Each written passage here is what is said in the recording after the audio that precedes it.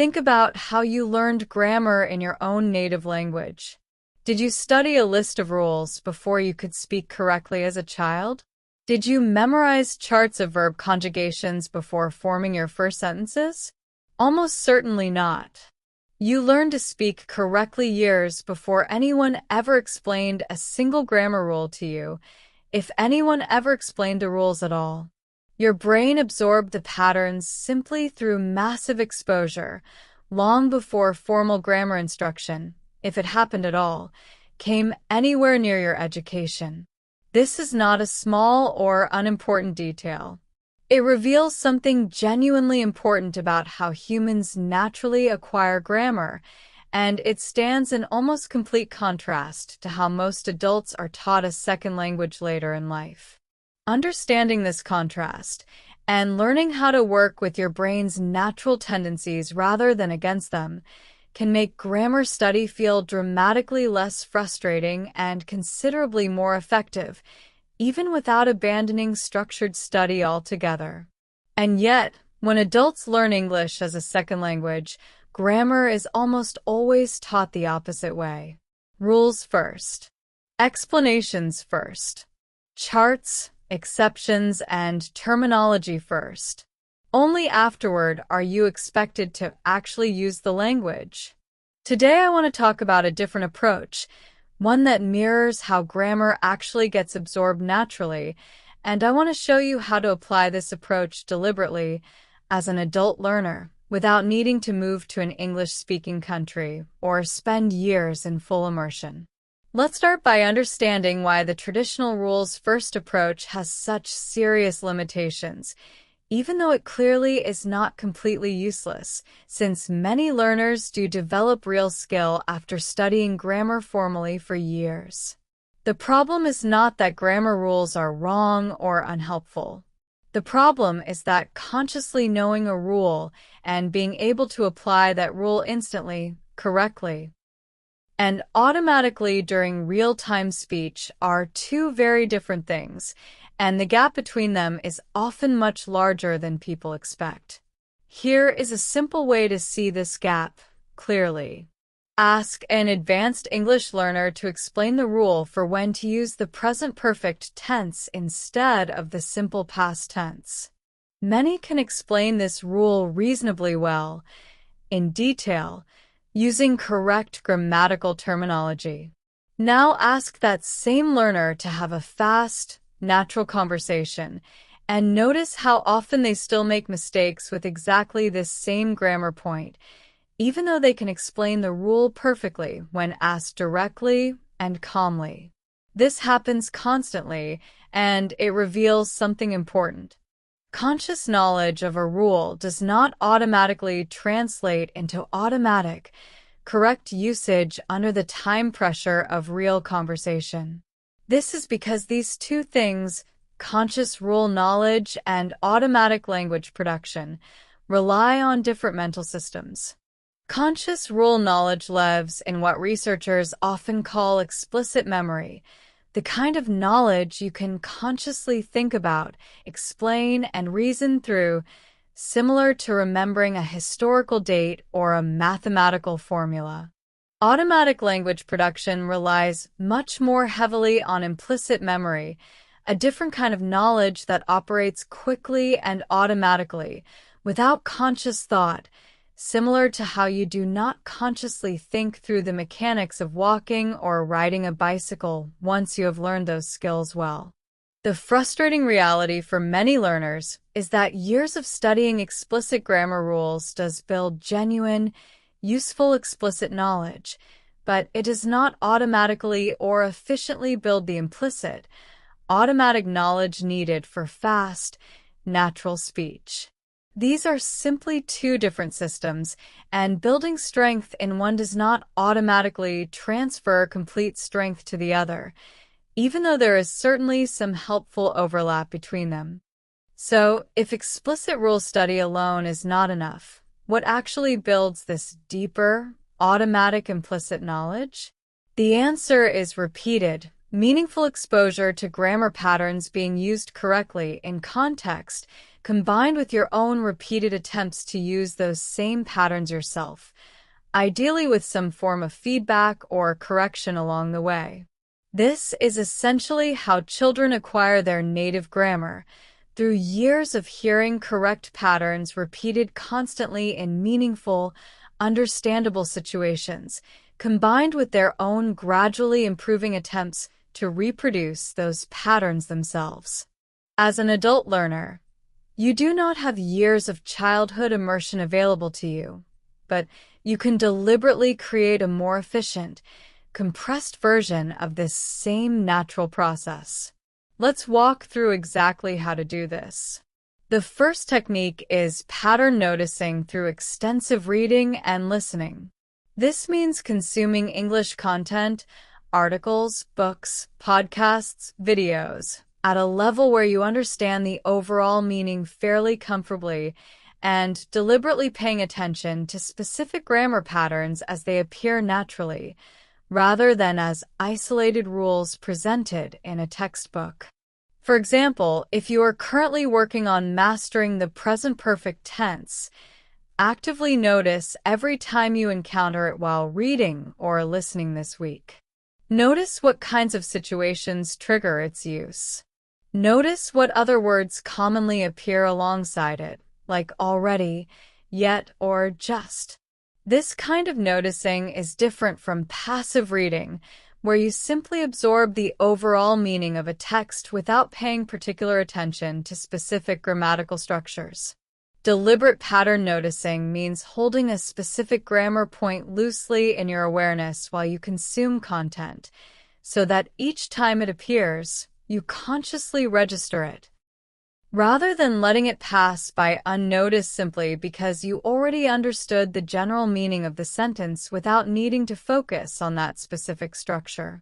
Over time, this repeated, attentive exposure to a specific pattern, seen many times across many different natural contexts, builds a much deeper, more intuitive sense of how that pattern actually works than memorizing an abstract rule ever could on its own. You start to develop a feel for when a certain structure sounds right, similar to how you can often tell when a sentence in your native language sounds wrong, even if you cannot immediately explain the specific grammatical rule being broken. The second technique is output with self-correction, which means actually trying to use a specific grammar pattern yourself in your own sentences and then checking your usage against real examples afterward. This is different from simply doing grammar exercises in a textbook, where you are often choosing between predetermined answer options. Instead, generate your own original sentences using a target grammar pattern based on your own life and your own ideas, and then compare what you produced against how native speakers actually use that same pattern in real content. For example, if you are working on the present perfect tense, try writing or saying 5 sentences about your own life using this tense correctly, based on your actual recent experiences. I have already finished my work today. I have never visited that country. Then, search for or recall examples of native speakers using the present perfect tense in similar contexts, and compare their natural phrasing against your own attempts. Notice any differences. Did you use it correctly in some places but not others? Did certain types of sentences feel easier to construct than others?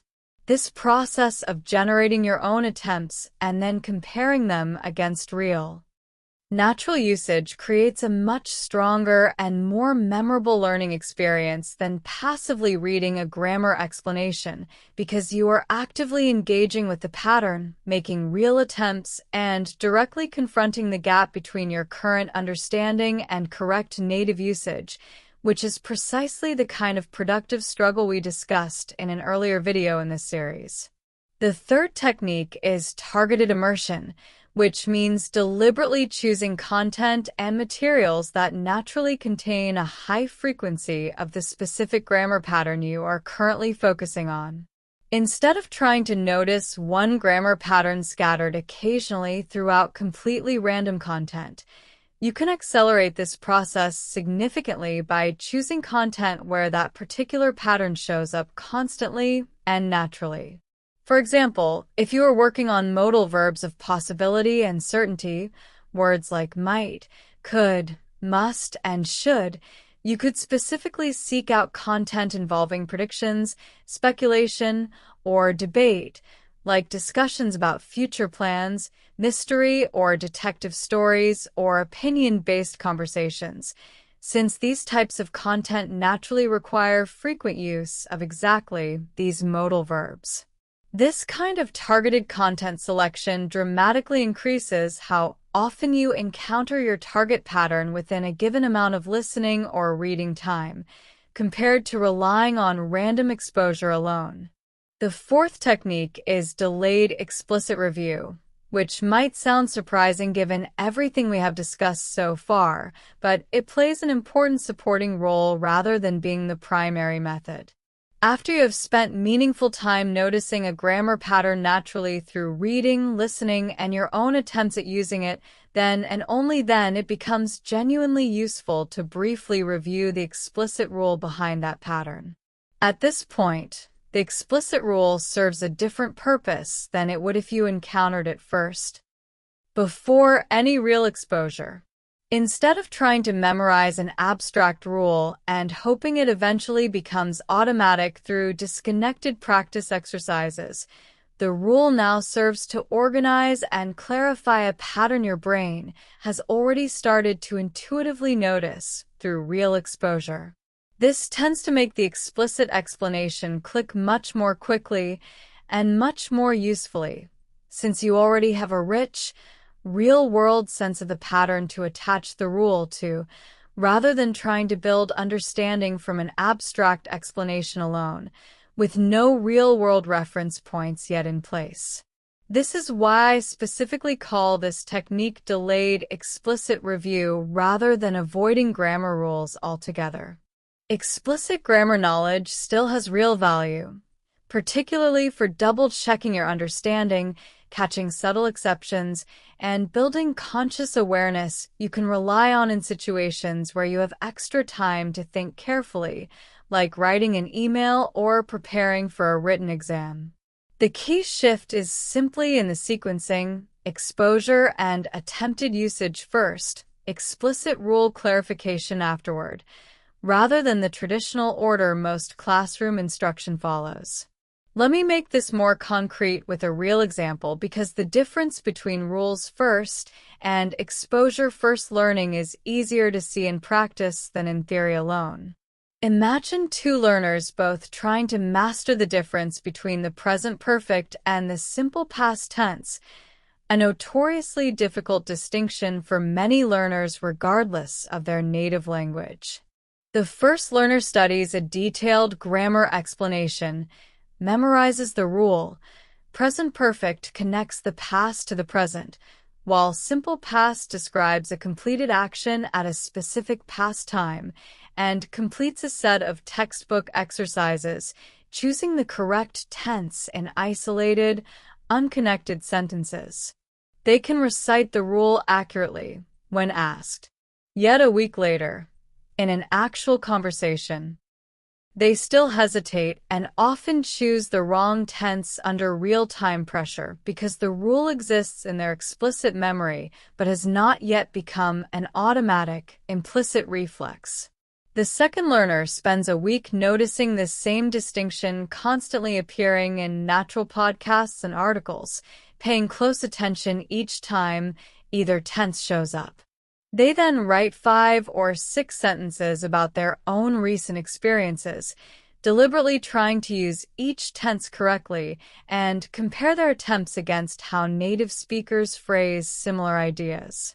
Only afterward do they briefly review the formal rule, which now serves to confirm and organize a pattern they have already started to feel intuitively. A week later, in conversation, this second learner still makes occasional mistakes, since no single week of practice creates perfect mastery, but they hesitate noticeably less and self-correct more naturally when they do make a mistake, because the pattern is beginning to live in a faster, more automatic part of their language processing rather than only in conscious, effortful rule recall.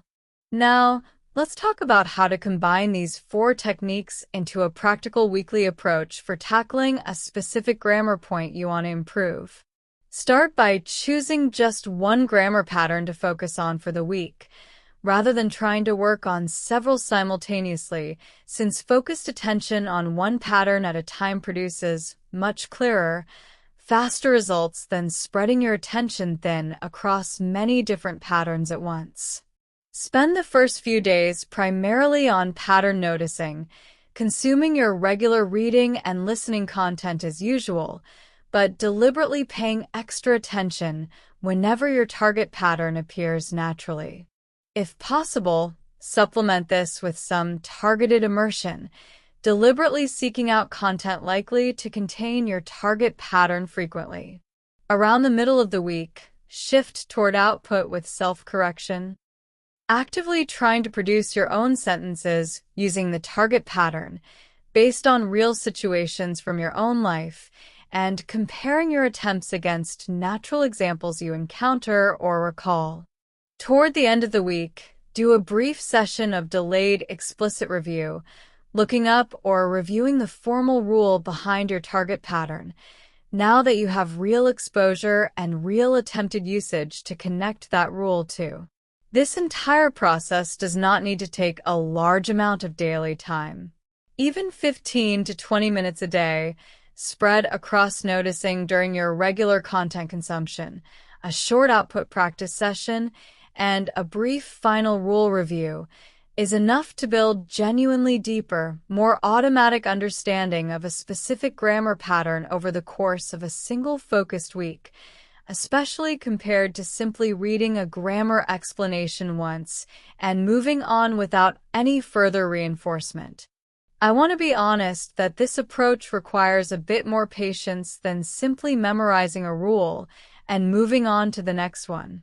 Building genuine automatic fluency with a grammar pattern through exposure and practice takes real time and repeated encounters, not a single quick session. But this patience pays off significantly, because the resulting knowledge tends to be far more durable and far more usable in real, fast-paced conversation than knowledge built purely through memorized rules alone, which often fades quickly or fails to transfer into actual spontaneous speech, exactly the frustrating gap we discussed at the very beginning of today's video. It is worth mentioning that this approach works especially well when combined with the solo speaking practice techniques we covered earlier in the series. When you narrate your day, interview yourself, or work through a problem out loud, you are naturally creating countless small opportunities to attempt your target grammar pattern in real, spontaneous sentences, which is exactly the kind of output practice this technique depends on. Rather than treating grammar practice and speaking practice as 2 separate, unrelated activities, you can fold them together, deliberately trying to include your current target grammar pattern during your regular solo speaking sessions, getting double the value from the same amount of practice time. Tomorrow, we are going to move into a topic that builds naturally on everything we have covered so far in this series: how to actually hold a real, extended conversation in English, keeping it flowing naturally rather than stalling out after a few exchanges, which is a common struggle even for learners who have strong vocabulary, solid grammar, and reasonably good speaking confidence built through the techniques we have already covered. If today's video changed how you think about grammar study, shifting away from rules-first memorization and toward exposure-first, pattern-based learning, that shift alone can meaningfully change how you approach every grammar point you tackle from here forward. Let us know in the comments which grammar pattern you are going to focus on this week using today's approach. This is day 6 of English Rewired's 10-day English series, and I will see you tomorrow for day 7.